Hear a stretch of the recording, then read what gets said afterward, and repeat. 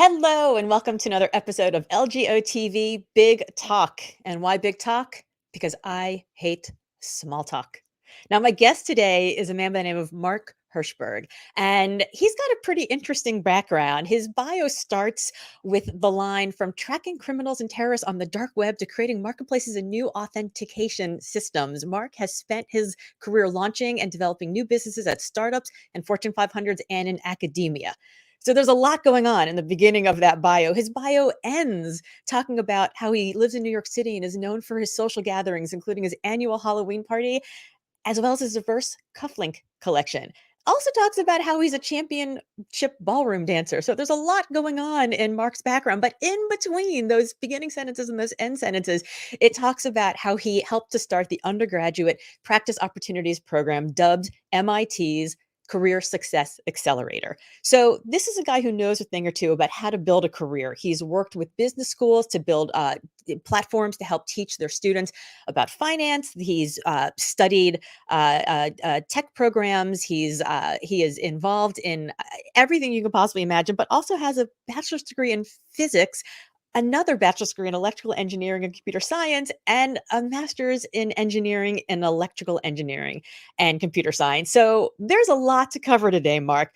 I gotta ask, where'd you grow up? How'd you grow up? How did you decide to go into engineering in the first place? Because from there, there's a whole leap into a whole other way. But tell us a little bit about who childhood Mark was. I grew up half in the Midwest, half on the East Coast, and my childhood could best be described as classic 80s nerd. So if you think back, any 80s movie where there were nerds, that was me. I was into what they were into: computers, chess, math, science. I had the same struggles with bullies as many people did in the 80s. So that really is very maybe stereotypical how I grew up. Okay, let's nerd out for a moment. What year did you graduate from high school? 91. Okay, I graduated from in '88. So you might be too young to remember, but did you have an Atari computer? We got an Atari 2600 the year it came out, and in fact, I was having trouble socializing.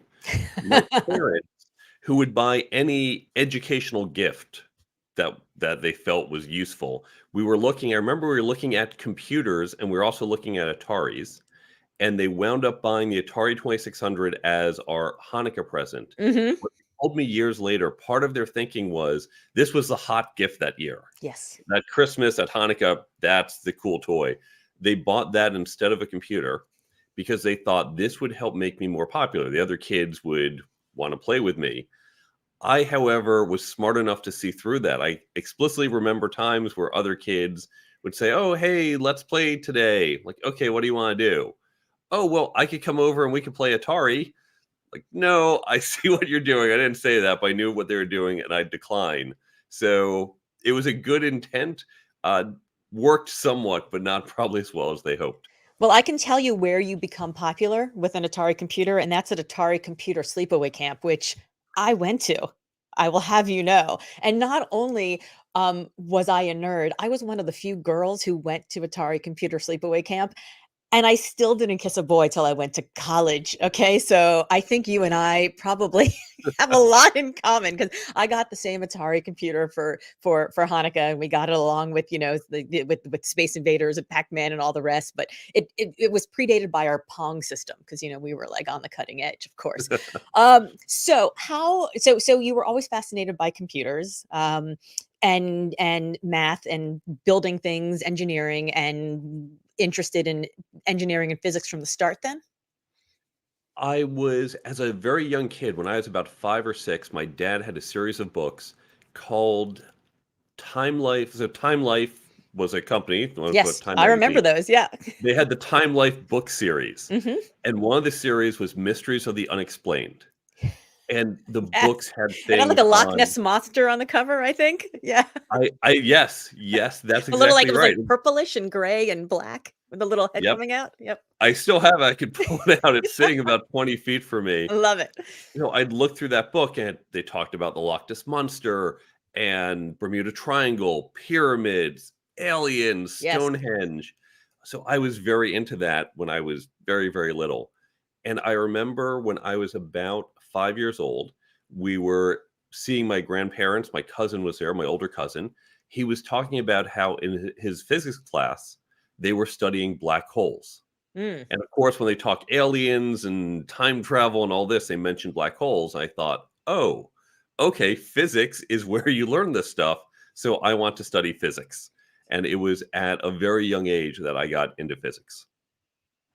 And were you a natural? Was it something, did you love to do it, or was it something that you had to work for? My STEM skills were pretty natural, pretty strong. I was self-motivated in learning math and doing it. Physics, you can't exactly do at age 7 or 8. I could read books about Einstein or the Mhm. history of physics. Wasn't quite up to doing the math just yet, but certainly all the math I did do, that was very natural. So you get to college, and a lot of the entry level, the first year of STEM classes are sort of, quote unquote, weed out classes. So when you got there, what I say this as a parent of a first year student at Rice University right now who's studying STEM, and his experience is that you get there being one of the kids who's on the better end of math and science tech classes in high school, and you get to your college, and all of a sudden you're like, oh, I'm not at the top of the bell curve. In fact, I'm kinda down at the bottom, like, everyone is smart. How was freshman year for you then? Well, 50% of the students at MIT are suddenly below average. Exactly, and they're all of a sudden you're a valedictorian and you walk in and you're like, "Oh, shit." It's a tough transition. For me, Yes. the challenge was I had no study skills. In high Mhm. school, I did not have to study or work, and not doing that at MIT was not a good strategy. I did very poorly in my classes freshman year. I nearly failed a few classes. Now, MIT, knowing that many of us struggle to make this transition, the policy was your grades are pass no record. If you get an A, B, or C, it shows up as a P on your transcript. Mm. If you get a D or F, it just gets removed from your transcript because they know it's difficult. I did manage to pass everything. I am very glad there are some P's on my resume, on my transcript, Yes. because it would not have looked great otherwise. And it wasn't until sophomore year that I really learned, hey, I really have to focus. I can't just start the problem set 10 o'clock the night before. I have to actually put effort in. And it was in my sophomore year that I learned sit front center in the class, show up to every class, take notes, ask questions. Make yourself known to the teacher. Yeah. Yeah, I had the same experience where I walked into college, and I went to University of Texas where, my freshman year lectures were, 400, 500 people, and I would sit in the back, and I was, to be honest, if I wasn't still drunk, I was definitely hungover from the parties the night before, and I was smart in high school. I mean, I would write my essays on the way to class because they just came naturally. It was easy, right? Like I knew how to be smart, but I didn't know how to be a student. And I think there is a real issue in our education system today that we're teaching kids how to perform and not how to think. And so I think, I'm sort of interested in your book, in the career toolkit, that you write about the kinds of skills that we need that nobody teaches. And I think one of the very first ones, people say, like, nobody knows how to write anymore. And I'm like, it's not that they don't know how to write, they don't know how to think. You have to learn how to think before you can actually write some ideas out. How do you organize your ideas into some sort of cogent argument? That's very true. Too much of traditional schooling, it's rote memorization, it's regurgitation Yes. and not thinking about critical problem solving. I actually say of all my degrees, now I'm not a physicist, I don't do physics, but learning physics was actually the best thing I did because in physics, what they teach you to do is how to model and analyze a problem and solve it. Mm. So when you think about the problem, they say, okay, there's a car that's on a slope of 38 degrees and it starts with a velocity of this. What is the velocity at the base? Right. You're saying, okay, I have to model this. How do you model the car? Well, you model it as a point or a block. You say, okay, we're not worried about wind resistance, for example, in this model. We're just going to abstract that away. Mhm. We are worried about gravity. We're worried about the incline. We're worried about the velocity. So you figure out what's relevant, what's not. You line it up. In physics, you literally draw it out. And then you figure out which formula applies and solve it. And in life, we say, oh, here's a problem. What's relevant? What's noise? I want to strip away the noise, focus on the relevant parts, think about what type of solution, pattern, approach has worked in the past, and let's apply that and try to get through it. And that's really what physics teaches you, is how Mhm. to critically model and solve problems. And it could be any type of problem in the future. Yeah, I mean, the problem solving skills I think is sort of fascinating, and I think I would argue that our kids are getting worse at it because we as parents are getting I think that as parents, we are very reliant on cell phones, for example. And so, like, we don't have to teach our kids how to problem solve. How do you get home in time for dinner, right? Because they can we know where they are. We look at their phones. We can find my iPhone, and wherever they are, they are. Like when we were kids, you'd go out to play and your parents would be like, come home when, the streetlights go on. And they didn't care where we were. It didn't necessarily make a difference. Like I would get on my bike. I grew up in Miami and I'd ride my bike from one end of Miami to the other without a helmet. Thank you very much. Because who had helmets back then? And I would have to work out exactly how long it was going to take and when I would have to be home and so that I didn't get grounded. And I think there's the ability to communicate instantaneously and just say, I'm going to be late. Like I think just like the basic stuff right now. And so if where do our kids learn how to solve these problems now if they're not getting it from school or they're not getting it from home? It's funny, I had my cell phone getting repaired a couple years ago. So I was a few days without a cell phone and thinking, okay, I have to write down ahead of time. Where am I going today? What's Yeah. the address? I'm Yes. in New York, so okay, what's the cross street for that? Or what's the subway I want to take? Write it all down, have my schedule. You and I know how to do that. That's how we Yes. grew up. But I was thinking, would a younger person actually know how to get by without a cell phone? Now, to your question, some of these skills, it's about, some of them are life skills, just basic management. So executive functioning about, hey, I need to leave now if I want to be home by this time. Yes. Some of that we've lost from helicopter parenting that we saw in the 90s and 2000s, and having your kids learn to make decisions. Okay, well, if we need to be here by this time, what time do you think we should leave? Asking your kids when they're very young how to think, how to make those decisions. You're going to train them up. One of the best classes that I think we have in high school, but one that students universally hate, is geometry. Hmm. Everyone says, why do we need to learn geometry? Geometry, when am I ever going to be asked, listen, we have a parallelogram. Quick, calculate the angles for me. It never happens at work unless maybe you're an engineer. We occasionally come across this. Or if your Trust- office does happy hour at the pool hall. or yes, if you're playing pool or billiard. But in fact, one of my favorite movies is Donald Duck in Mathematics Land, where if you remember that movie, I they don't show remember how that you, movie. it was, we would see it in middle school and they would show, here's how you line up for billiards. But what we really teach you in geometry is we're teaching you those two column proofs. We're teaching you, starting from this first principle, how do you then apply a rule, a theorem that we know, and apply, and reach a conclusion. That is critical thinking in its most raw form. It's starting from a preposition and moving to a conclusion. That unfortunately is something we have lost. And we see this in lots of adults who either start with invalid assumptions or do wild speculation. Oh, well, my cousin had a friend who had this happen. Therefore, that's what's always going to happen. No, that's an anecdote.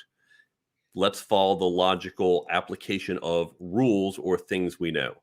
Yeah, And I mean, so, there's a real difference between truth and fact, right? So, like, I mean, as I mentioned, I'm from Miami. I live in Boston right now, and it's 28 degrees. And the fact is that it's 28 degrees. My truth is that it's really damn cold outside. My kids grew up here, and it's 28 degrees and it was 4 degrees on Saturday. So their truth is that it's really warm and they're outside right now walking around the back. I'm literally looking at them walking around the backyard without coats on. So, but we're not teaching fact and truth, the difference between fact and truth, and we're not teaching logic. I mean, you won't be surprised to know I love geometry, right? Starting from the beginning and getting to, go proving out your logic to get to where you want to get to. It's fantastic. But how do we teach that, if people are saying, well, I'm never going to need to think about a parallelogram, why am I learning it? How do we get that back into the way that we're teaching people how to solve problems? We need to connect what people are learning to why they are learning it. And unfortunately, I don't think we do a good job in school. Even science, we all have, hey, you have to take basic science, some biology, some chemistry. And I don't think students understand why. They might think, oh, I guess science, it's part of life. But we're not very good at really emphasizing the scientific method, for example. Now, I know teachers do mention at some point, but in college, you might be drunk or hungover. In high school, you're probably thinking about that cute girl you want to ask to the dance, or that cute boy you want to ask to the dance. We're not as focused as we should be. Emphasizing, for example, the scientific method would help people understand there is a reason science works the way it does. There's a reason we start with a theory and we test it, and then we say, well, this is the best model we have. I was chatting with someone. We were talking about evolution, and this is a guy who sends his children to Bible camp. They said, well, evolution's not actually proven or anything. It's just, a theory. Well, yeah, it's a theory. Gravity is also a theory, So is but it Darwinism. works pretty well, as does evolution. One day we might have a better theory, but this is the best we have. And the idea that science, it's okay that we constantly disprove and improve upon our current theories, that science evolves.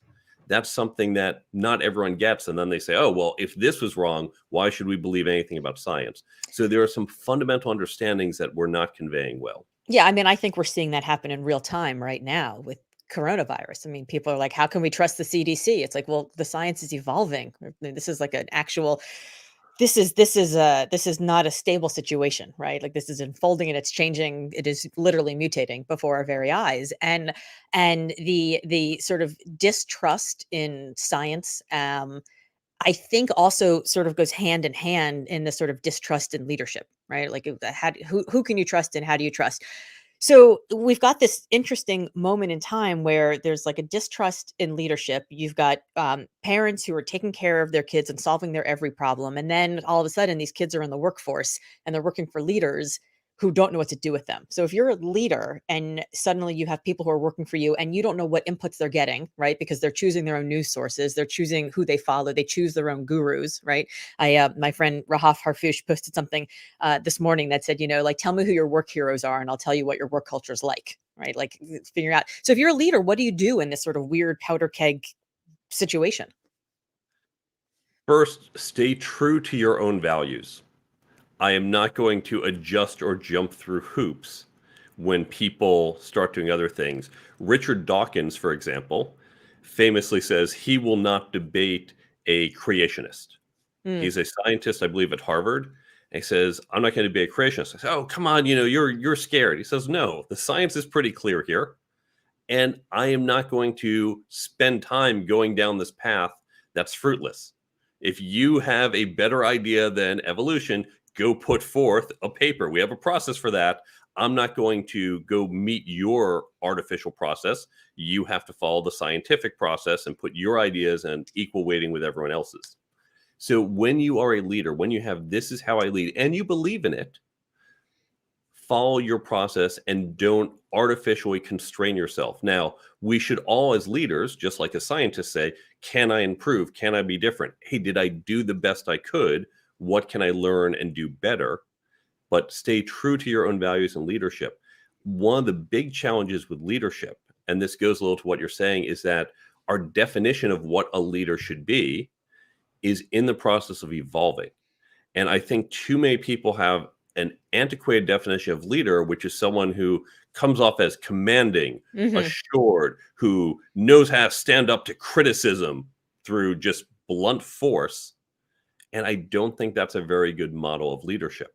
and we need to adjust our societal model. When I say societal, I don't just mean society. I mean as individuals who we look for as a leader, even in our own companies. We want to create a more nuanced version of what a leader should be. So what makes for a good leader? There are many different answers to this, and the exercise that I give to readers, do the following. I want you to think about, if you're listening to this on the podcast, feel free to pause for a moment. Think about, who are your favorite leaders? They could be real people. They could be people you know personally, or just people you admire at a distance. They could be fictional characters. It doesn't matter. Think about the leaders you admire most, and then ask yourself, why do you admire this leader? What do you like in this leader? What are the characteristics, the actions, the traits? And that's going to start to define what leadership is for you.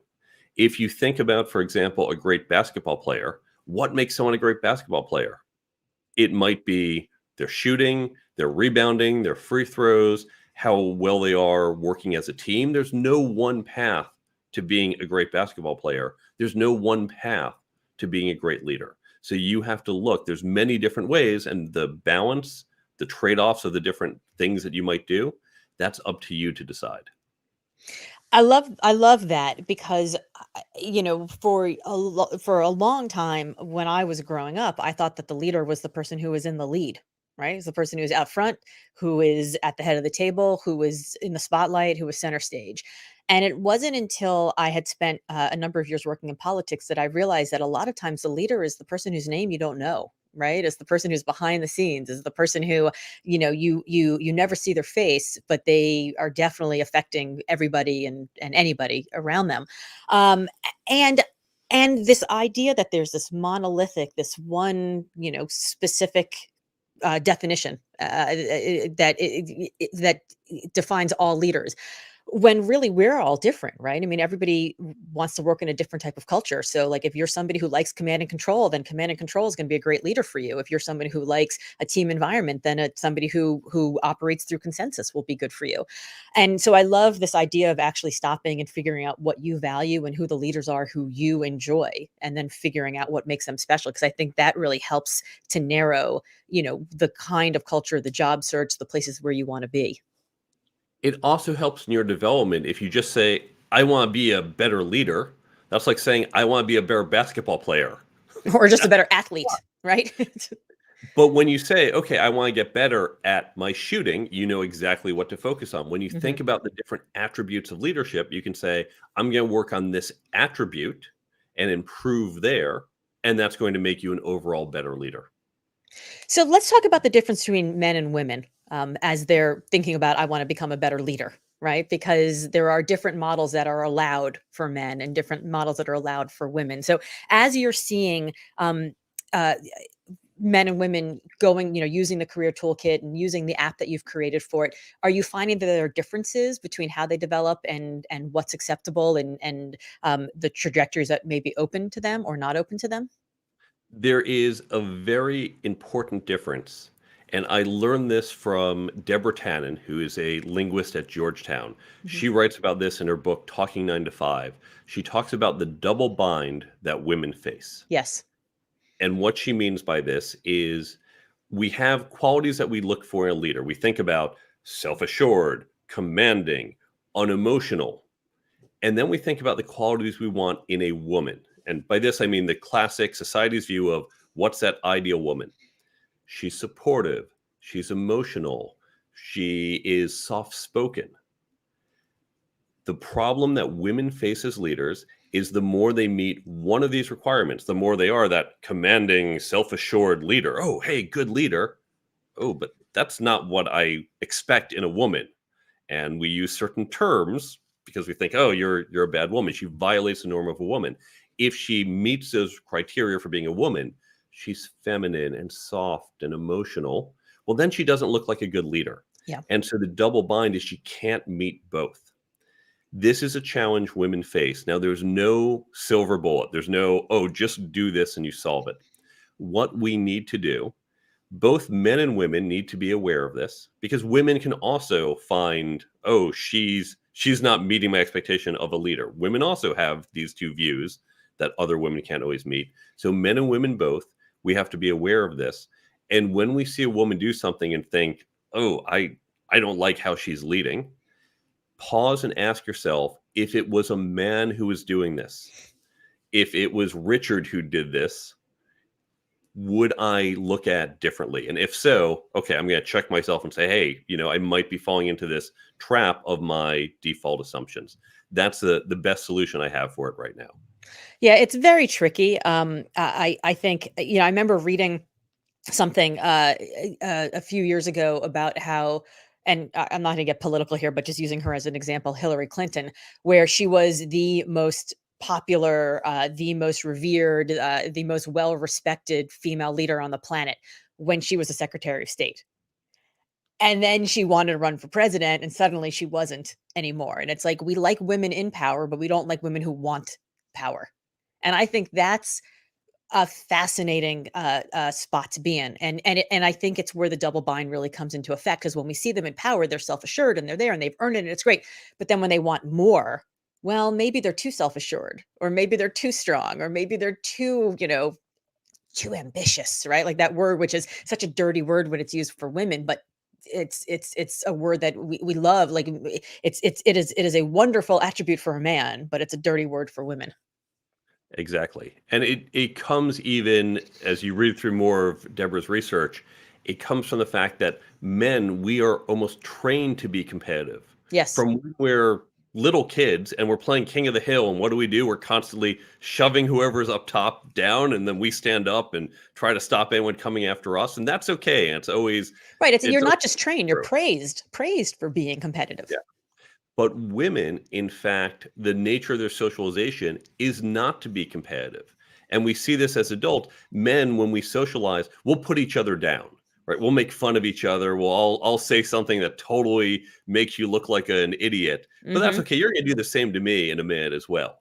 And that's just how guys socialize. But women don't do that. Women never try to get up on each other in their socialization. And so when we see that behavior in a woman, she's trying to climb higher, we say that's violating our norms. Yes, yes. So how there's no silver bullet, but if you are giving career advice to a woman, and or even to a man, and because I think it does go along the gender lines, but I think also, even if you're underrepresented, so if you're Black, if you're Latinx, if you're LGBTQ, if you're somebody who is, not like, if you're somebody who is not in the majority in the boardroom, there are expectations and norms. I mean, I spent 20 years in executive recruiting, and I would see it all the time. So, if a white woman cried in my office, it was like, oh, she's very she's very emotional. She's I don't know, maybe like maybe she's too emotional for this job. If it was a Latinx woman, it was like, oh, she's fiery, right? She's passionate. Maybe she's too emotional. I'm not sure. If a Black man cried, it was like, oh, he shows so much heart. There's so much leadership there. He's almost like member of the clergy, right? Because like MLK is the only Black man in leadership they ever saw, right? There were these ideas that were assigned. Black women never cried. They never cried. White men, it was like he cried. Oh, he's such a heartfelt leader, isn't it wonderful? But Black women, it was like they had to be, 5 times as good, and they had to wear this armor, right? They could not show their actual emotion ever for 20 years. And I did work in mission driven work, so like people were telling stories about why they got into this work. So there was always a diagnosis, or a member of the family, or a world tragedy, or something that set them on this path to doing this work for nonprofits. And so they were very emotional stories. And for 20 years, literally never, not one Black woman ever cried telling me their story. So I think that there's something to this. So how, if you are, maybe it's man versus woman, but if you are somebody who is underrepresented in these areas, how do these individuals practice finding their voice? How do they figure it out? I would suggest first it's understanding, like, what are the stereotypes about you? How do you get perceived generally, your whatever group you belong to? And we just have to be aware of it. It'd be great if they didn't exist. The reality is they do, and you have to operate in that framework. And then understand when you are pushing the boundaries or going outside, and perhaps doing it in a controlled way. For example, if you're a woman, can you totally break down and cry, they might think, no, she's going to be far too emotional. Can you maybe have a few tears? Maybe that's within the norm that they'll accept. I'm not saying this is fair, but I'm saying recognize there are boundaries. And so if you are going to do more than a few tears, go find a closed office, go somewhere, or find ways that your culture, the culture of the organization, you can shift it over time. So It's what does if that you're mean? How do you go about doing that? Because we are by 2025, 75% of the workforce is going to be made up of millennials who are expecting uh, much different stuff out of their culture in their office than we are giving them right now. So we've got, I think, a few years to get there, but I think the years in between are going to be a little uncomfortable for a lot of people. So this is where I would use the concept of the Overton window. The Overton window, you probably know because you have a background in politics. This is the window of what is acceptable in public to discuss. For Hmm. example, in the 1940s, you would not talk about abortion. No one debated it. It was just taboo.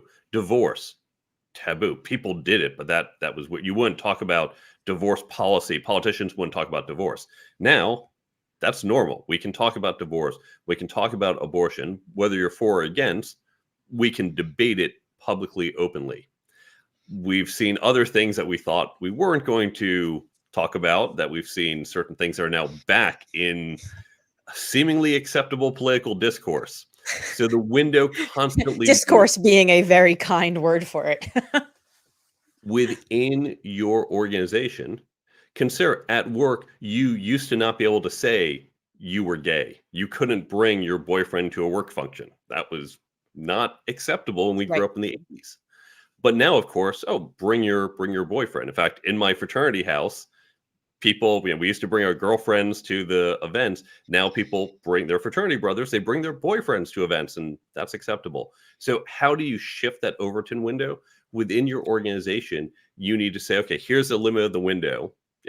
I can't cry, for example. Can we just, in the course of conversation, have people talk about crying? Maybe you or someone else, you talk about crying at a funeral. Okay, that's not pushing the limit very far. And then over time, you talk about other situations of crying.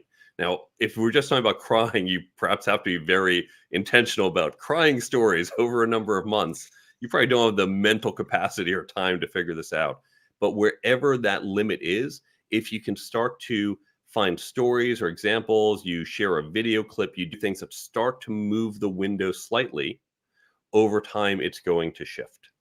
So I have a theory that the pandemic has actually been good for us in terms of work culture because I noticed that you're not using a green screen. I'm not using a green screen. In this, you get to see things like you can see my, baby shoes, or you can see my kids' photos, or you can see medals from, marathons I've run. You get to know me, right? You can see the art on my wall. You get to see who I am. And I think seeing, your dirty laundry on the floor, if you're just listening to the on the podcast, he doesn't have any dirty laundry on the floor, but had you Let's had let it dirty laundry clarify. on the right, like maybe it's over there next to the, your Time Life book over there 20 feet away. But knowing that you have dirty laundry makes me feel better about my pile of dirty laundry, seeing your toddlers running or your dog barking, or, I feel like it's almost taken away some of that the wall that we still think remains, even though it doesn't. I mean, if you are on social media and I whenever I speak to big audience, I ask people to raise their hands. Are you on social media? And every single person, of course, raises their hand. And I'm like, are you friends with anybody from your work on social media? And everybody raises their hand. And I'm like, so there's already no wall, right? You're already not hiding away who you are. There isn't this work over here and life over there. But I think the pandemic, in a matter of days, sort of forced us all to like peek inside of each other's homes and each other's lives. And I wonder, and I would love your opinion on this, if that will help to change culture a little bit more, because we all were forced to just get a little bit more human really quickly. I agree with you. Now, I would even say social media, even if you have it, social media is seeing people at their best. Most Yes. people, I'm going to show this food I'm eating. I'm not showing you when last night I said, "Oh, I'm too tired to make dinner." Right, I'm not And showing the pizza rolls. what's the random stuff around my apartment that I can show you? So it's still curated, but I happen to be a New York City bachelor, and I would say if you looked at all my floors, you might find something lying somewhere. But having that kid run up, right, and say, "Hey, daddy, daddy, I need this." Go, "Excuse me, everyone, I got to deal with this." That was not so acceptable years ago. And now, because all of us have gone through, I go, "Oh, okay, no problem." Even if you're a senior executive, go, "Oh, hey, this person has a crying 3-year-old just like I do." And so it's made us more relatable. It's taken away some of that veneer that we have dirty laundry, we have crying children. So I agree with you. It's humanized us. It said you don't have to go to perfection, because for the last 10, 15 years, social media has said perfection, because dirty laundry photos were not getting the likes. It was the spotless house that was Yeah. getting all the likes. Absolutely, and I think what happens is when we judge our bloopers by everyone else's highlight reels, we can't help but feel like we're not good enough, that everything we do is wrong. It creates insecurity, all those issues. So how then if you are a young person and you're thinking about your career trajectory, you're sort of building out what you want to look like, how do people go about finding mentors or champions now in this space when arguably people are much more available because you can, just do a quick Zoom with people, but also it's harder to sort of create those bonds and those relationships. How is your advice changing for that? Yeah, let me talk about almost networking in general, and then we'll get Yes. to mentorship. Because I remember when the pandemic started, everyone said, "Well, that's it. We can't network. We can't meet people anymore." And certainly, if you are going into a virtual conference, they say, "Oh, we're going to do virtual networking," and you're looking at the Brady Bunch screen, another reference from our era. Yes. You're looking at a screen going, "Okay, you're a bunch of strangers. I don't know what to say or how to talk to you." But if we were standing face to face, we could figure out how to have a conversation. So that part got harder, true. But most people, unfortunately, think networking is just that one conversation at the end of which I get your business card and I'm done. No, that's the first part of networking. I Right. always say to people, adding someone on LinkedIn or getting someone's business card and saying that they're in your network, that's like swiping right on a dating app and saying this person's your significant other. That's a good analogy. Right. But you would never say, "Hey, look, I swiped right on this girl. She's my new girlfriend." You're Yeah. Mark, no, hold on, slow down. Why don't you actually talk to her first? Why don't you get to know her? I have to date and build the relationship. That's true for all of our relationships. Once you get the card, once you connect on LinkedIn, build that relationship. Now, it got a little easier during the pandemic. Another silver lining, you're in Boston, I'm in New York. Before, I'd have to say, "Oh, well, it'd be great to get together for coffee, and maybe next time I'm in Boston or you're in New York."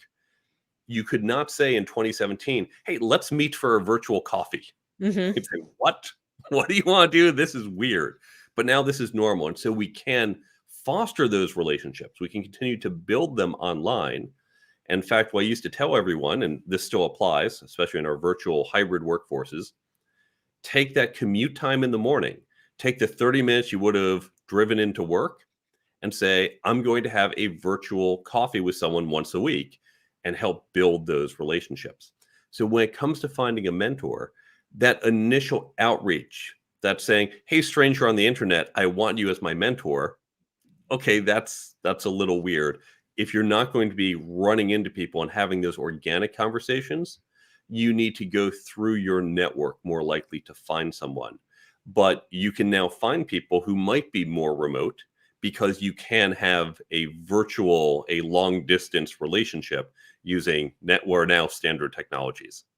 Yeah, I think so many people think of networking as a dirty word, right? This is just me trying to find somebody and get something from them. And I tweeted the other day a tweet that became very popular, which I was surprised about, but I guess it hit home for a lot of people who have been on the bad end of this kind of networking. That networking doesn't end when you get the introduction; it ends when you do so well for that introduction that then that person wants to introduce you to other people, right? And then you grow in whatever it is you're doing because of that introduction, such that you can then introduce them back to more people, right? Like it is an ongoing relationships. And I love the way that you describe it, where it's about building a relationship, and it's not just I now know more people, because that's useless, right? Like it is um it is so important to be able to have that that conversation, understand what the other person is looking for. And you talk a lot about negotiation in the book. So I want to make sure that we spend some time talking about negotiation, because I think negotiation starts with that very first conversation, which could be a networking conversation, right? It's just like getting to know people. It's figuring out what they're interested in, who they are, where they're going, what they want. Also, I had a young person who was a fellow in a fellowship program on which I served on the board. And he used to say, I don't want to network. It feels so dirty. I don't want to do it. It feels like me like grabbing stuff from other people. And years later, I actually ended up needing something. And I was like, who do I know who does this kind of work? And it turns out he did exactly that kind of work. And I called him up and I was like, well, hey, Nate, here's your opportunity. Remember when you told me you thought networking was this one-way street? Here's this opportunity for me to prove to you that it's not. So Actually, talk. Yeah. let me just jump on that. So here's why people have this view. Here's the analogy I'll Yeah. use. Imagine you have to pack up your house this weekend and move. So Okay. what do? You go out to, let's say, a bar tonight, you meet some new people and say, hey, new friends, so great meeting you. Why don't you come over this weekend and help me pack up my apartment? No I'll buy one's you going to pizza.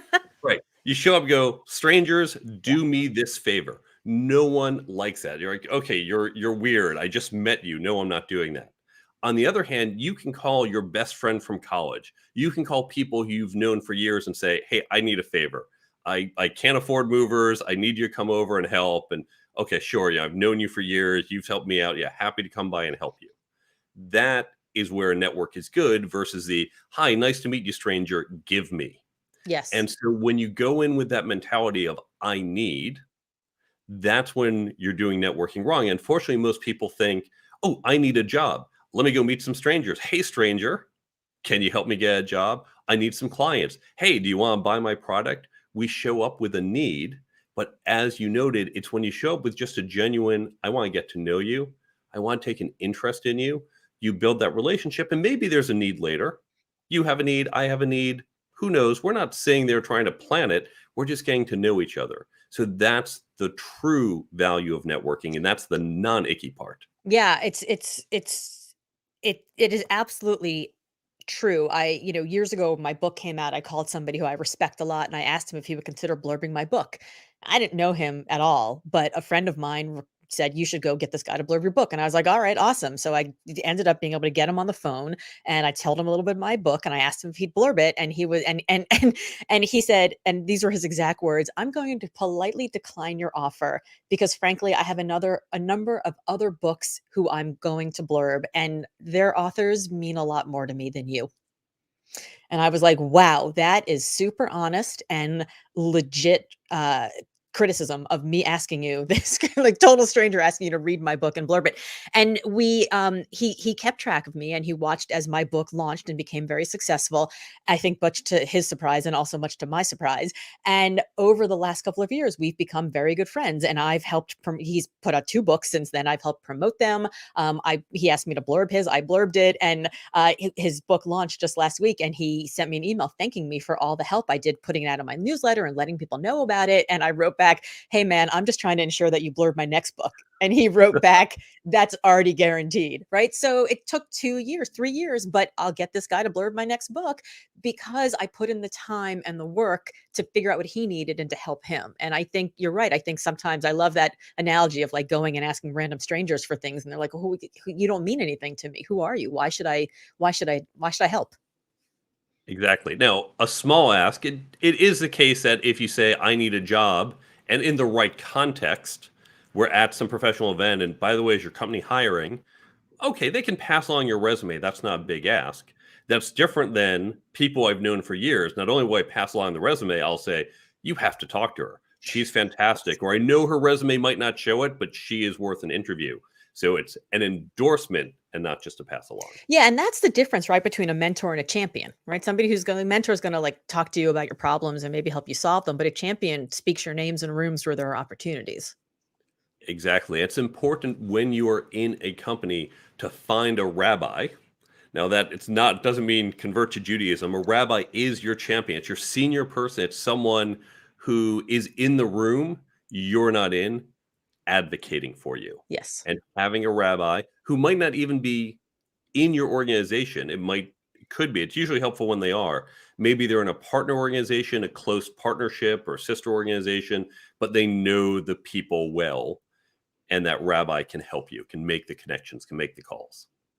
Okay, so let's talk about negotiations. I am a deeply confrontation averse introvert. Which is amazing because I, spend my living speaking on stages. But, a lot of us speakers are introverts because we don't actually have to have a two-way conversation. If we have a two-way conversation, but the other person's part is silent. I find negotiation to be very confrontational. It makes me uncomfortable. I don't like it. How do introverts handle this sort of thing? How do we go into negotiation feeling confident and feeling ready and feeling prepared? Here again, it comes from having this view of negotiating. Just like our view of networking is, oh, I go into a room, I meet a bunch of people, get some cards, ask for things. We go, oh, that's icky. Hmm. But that's also, if you think about a Hollywood montage, if they said, we need to show in 2 minutes someone networking, what do they show? They show the handshakes and business cards. They don't Yes. show just the hours of normal conversation. All right, now let's think about the Hollywood montage of negotiating. What do they show? Well, they show that, that look, the pounding the Yeah. table, the back and forth, the tension. They don't Sliding show over the paper with the number, right? the slide of the paper. Very Yep, there's dramatic. another classic image. They don't show hey, let's just talk. Let's learn about each other. Let's learn about our needs. Negotiation often happens over coffee. It happens over conversations, can happen over email. It's not about this. It is in Hollywood because that's a much more interesting movie. Yeah. But negotiations don't have to be confrontational. Here's the thing to remember. We both want the negotiation. You are not my adversary because we have to together create an effective negotiation. The biggest home run hitter in the world is a man named Sadahara O. He's a Japanese baseball player. And his view, he says he looks at the pitcher as his partner in creating a home run. Now, the pitcher, I guarantee you, is not thinking, how do I help this guy hit a home run? Right? The pitcher's literally on an opposing team, but he shifts his mindset to say, this is my partner. We are working together. He's going to throw me a pitch. I am going to try and hit it. So when you go in saying, you are the enemy, I must crush you, you're going to go in with a confrontational view. But if you say, hey, we're partners, doesn't mean we always all want the same things, but we're partners in creating this negotiation. We're going to go in with a non-confrontational view. Doesn't mean we're not going to disagree. And maybe even, depending on your style, words might get raised, but we're still working out together. It's like you might argue with your spouse. You still love each other. You're still together. So another late 80s, early 90s reference. I actually know Sarah R.O. from the Beastie Boys. I know from one of their lyrics. That's hilarious. And I'd forgotten all about him. So, okay, the preparation in for networking is obvious, right? You research the person, you look them up online, you figure it out. I see we have Mark Champagne who's listening, who wrote a great book called Personal Socrates, which is all about asking really good questions. And he says great points. I like the perspective shifts on the topic, got me thinking. So I'm going to ask this question for Mark, who likes questions. How do you prepare for negotiation? Do you prepare better questions? How do you figure out how to get better at negotiating? Yeah, great question. First, I just want to point out you just made as an assumption something really important that some people skip. You do prepare. Most people forget that part because, again, when you watch that Hollywood montage, you walk into the room and everything begins. It's like when you watch a match on TV, some sporting event, it begins when they walk onto the field. Right. But in fact, for every hour you see them on the field, they're putting countless hours off the field. What are they doing? They're running drills. They're practicing. They are planning. What's our strategy in this game? What's their defense going to be? How does that change our offense? They're planning ahead of time before they spend a lot of time before they ever set foot on the field. The same is true of our negotiations. We want to prepare before we walk into the room. So the things you want to think about, this goes to Mark's, what are good questions? What is it you want? So what's your dream goal? If you could get everything, what would that be? Importantly, what is your bottom line? Your BATNA, best alternative to negotiate agreement. So if I want to buy your used car, but I have a monetary limit, I think, I can always take the subway. That's my worst case. I can take the subway. I need this money for something else. I can only spend up to a certain amount. So if you go over that amount, I'm good with the subway.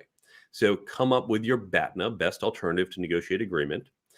Think about intermediate things, but also think about the other side. What might their ask be? What might their BATNA be? What things are you willing to trade off to get more of what you want, to give away something that's less important to you? So these are the questions we want to think about ahead of time. Yeah, I like to describe this as the need to make number and the want to make number when you're negotiating your salary, right? Like we all have the realities of economics. You got to make your rent or your mortgage, you put food on the table, save for, kids' tuition, whatever it is that is your own personal financial picture. But between the need to make number and the want to make number is how many vacations do you want to take a year? Are you going to take those vacations in the Four Seasons or the Holiday Inn, right? Are you going to give money to charity? Are you like, what are the things that you're going to be doing? What kind of life do you want to have? And I think so often what we're taught about negotiation is just get the most, period. And it's got to be like get the most for you, right? It's got to be what works best for you. So in the book, you claim that someone can make $30,000 with your advice. So talk to us a little bit about that claim, because I thought that was fascinating. I want to put in a bold claim. We need to do some marketing things. Yes. I'm going to explain how you can do that with my advice, or to be honest, any good negotiation advice. Imagine you are 25 years old and you are negotiating a job. You get a job offer for $60,000. But instead of taking that job, you've learned to negotiate from my book, from an online course, another book, doesn't matter. You've learned to negotiate. So instead of taking it at 60, you negotiate and get $1,000 more. If you do nothing else, you did that 10-minute negotiation, you went from 60 to 61. If you do nothing else, you stay in that job for 30 years, you've just made $1,000 more for 30 years. You've made $30,000 in 10 minutes with one negotiation. But of course, anyone listening saying, well, yeah, but I'm not going to be in a job for 30 years. You're going to have raises and promotions and other jobs, and you're going to negotiate those. And you're going to get more than $1,000.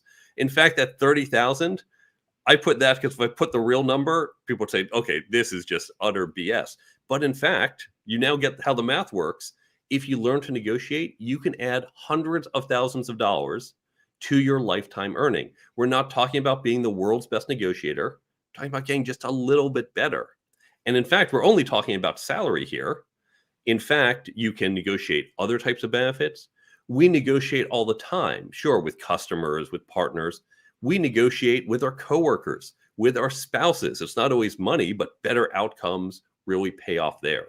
So learning to negotiate, getting a little bit better, has a massive ROI. And by the way, here's the really big secret. If you get a little bit better at networking, a little bit better at leading, or really any of these skills, you're going to get the same ROI. No one's going to say, oh, you're a better networker, here's $1,000 more. But as you know, being a better networker, you will get slightly more opportunities, slightly more customers or partners or whatever you need. And that's going to, in the long run, create value. So all of these skills can generate hundreds of thousands of dollars in value over your career. Yeah, I love that. And I think I would just add to it that it's not just money, right? If they say no, you can get membership to a professional networking organization. So you can do that networking, right? You can get additional education. So you can have more things on your resume for the next time. I mean, there's so many things that don't cost your employer that much money. And it's a huge win for you. Titles are free, right? You could be the senior associate versus the associate, right? Like all these things that you can get make the next job. You're just negotiating from a much better standpoint. So speaking of standpoints, talk to us about ballroom dancing. I need to know the story about how how the STEM computer math physics guy got into ballroom dancing. At MIT, We have one of the oldest and biggest ballroom clubs and one of the oldest and biggest ballroom dance teams. Sure, that's We are obvious. Yeah, right? I mean, who Strange. that's a given. Yeah, kind of I believe ballroom dancing actually appeals to engineers because it's a very structured type of dancing. And you get to hang out with members of the opposite sex or the same Well, so sex, whatever you're interested in, right? It's sort of forced socializing.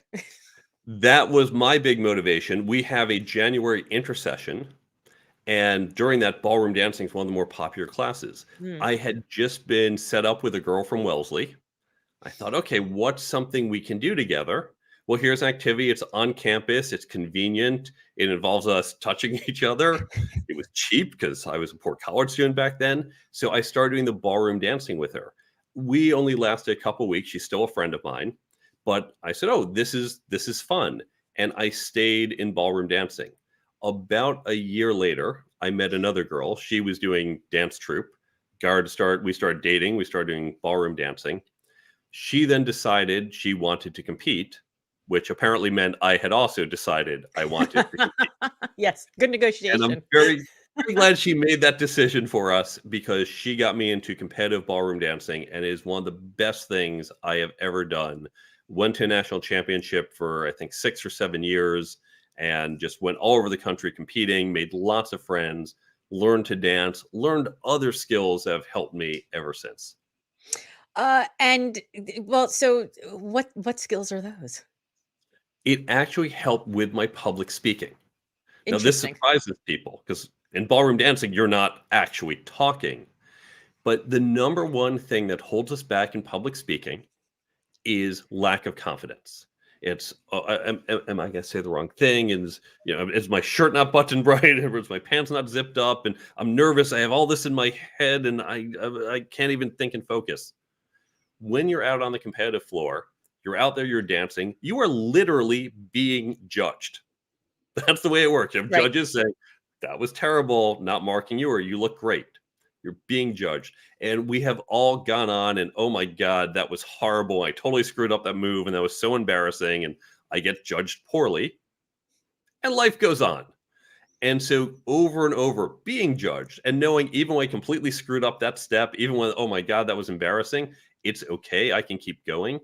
That has taught me confidence that even in my speech, if I just totally trip up, we all trip up and I just keep going. And so removing that nervousness makes you a much better public speaker. See, I would much rather speak in public than ballroom dance any day of the week. I'm a terrible, terrible dancer. But I think having the confidence of knowing that, you're in this position and you have to get over to there, right? Like in your head, you're telling this part of the story, you have to get to that part of the story. So just turning down the noise of the volume sorry, turning down the volume of the noise that's in your head, The inner telling you critic. all the inner critic. And I think, that's the same thing. We talked about networking and negotiating and changing culture at work and emotions and all of that. I think so often we're hamstrung by the voice that's inside of our head telling us not to do things that we forget to just be ourselves. And being ourselves is so much more compelling than trying to like fit into some other sort of costume. Which brings me to your Halloween party. Talk to me about the costumes. How did this Halloween tradition come? This is a fabled party that people come from all around to. I love Halloween. It started back when I was living in Cambridge. And it started very small. I think the first party I had probably about 6 people show up. But year after year, we'd have a party, got bigger and bigger. When I had we'll call it a grad student apartment in Cambridge, we'd put the keg on the back deck. I'd decorate the apartment. People just knew. In fact, people apparently would show up because they knew, oh, this is the place that had the party. And they'd show up thinking, oh, well, there must be another party this year. And some years I'd have to move the date of it. So I loved it. And one year, some guy showed up in this amazing, amazing costume. Said, wow, I have to recognize this some way. So it became a costume contest. I already required costumes for everyone, but every year I've done a costume contest. I've done it for 23 years. The last 2 were unfortunately delayed for pandemic reasons, but I hope to keep doing it. Even in my New York City apartment, where I have limited closet space, I give up 3 bins worth of space in my closets for Halloween supplies. Wow, you are a you are a true Halloween hero. That is impressive. What's your favorite costume been? My favorite was Cougar Victim. I bought I think I took a secondhand shirt and put claw marks, ripped up claw marks, ripped off part of the sleeve and collar. And then I got my friend to put on lipstick and put kisses all over my face and shirt. So it That was a kind play of on cougar. Got it. Cougar. It was extremely popular. I could imagine. I could imagine. So okay, if people are listening and they want to know more about the career toolkit and your book and the app that goes with it and how to find you, where should we send them? You can go to my website, thecareertoolkitbook.com. You can get in touch with me, follow me on social media, download the free app from the Android and iPhone stores. They're linked from the website. There's also a resources page where I list other great books if you want to go further, as well as links to free online resources and a bunch of free downloads. All of this at thecareertoolkitbook.com. Mark Herschberg, thank you so much for spending this time with us today. Thanks for having me on the show.